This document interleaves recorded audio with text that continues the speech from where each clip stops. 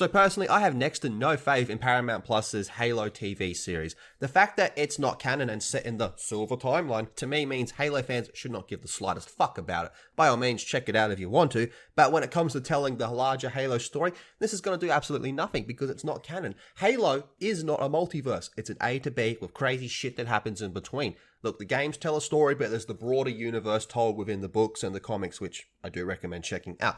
So now, one of the biggest things in Halo was you don't really see Master Chief's face. Look, you have seen it if you've seen Fall of Reach, which CGI's animation I don't really like personally, but I love the Fall of Reach book. In fact, I'm actually gone back and reread it pretty recently as well. And it does describe Master Chief, more so John, but more so his younger years. As he looks now, we can kind of gauge roughly how he would look. If you wanted to go see Master Chief's face, you could do it. But it's been an unwritten rule that you just do not show him taking off his helmet in this particular era of the timeline of Halo. But my Silver Timeline, so I guess that goes in the bin. Master Chief will remove helmet and reveal his face in the Halo show. Of course this was going to happen. Just look at what goes on with characters like Boba Fett, for example. Boba Fett, the badass bounty hunter that had the whole mysterious essence about him, constantly taking off his helmet in his own show. This is no different here. Master Chief kind of had that mysterious element to him, especially in the Bungie trilogy of games, where you're like, well, what's underneath the mask? And then Halo 4, as much as I'm not really a fan of it, I do think Halo 4 did some things really well, and that was the whole confronting, am I machine, am I human, you know, all that type of stuff. But for him to take off his helmet in the TV show, this was always going to happen, because the actor will have to get his face on screen. The issue with that is that's not a good representation of John Sierra 117, the Master Chief. So let's just jump into this a little bit. We're not going to go over this whole thing, just this quote here.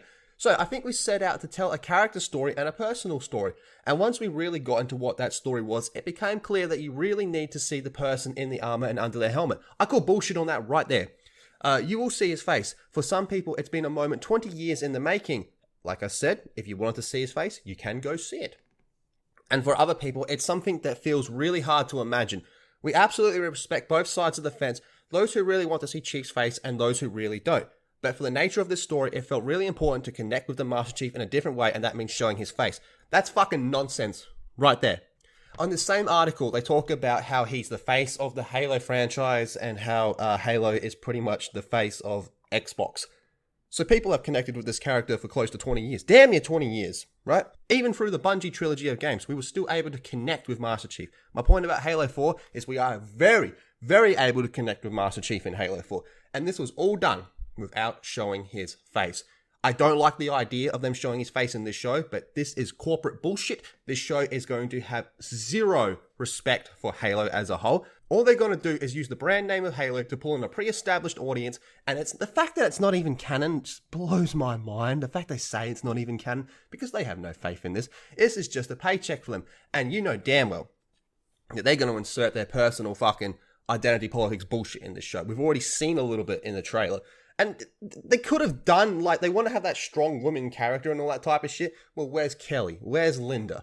In one way, I'm glad they're not here because these characters deserve so much more than what this piece of shit show is going to be. But Master Chief showing his face, fuck you, Paramount.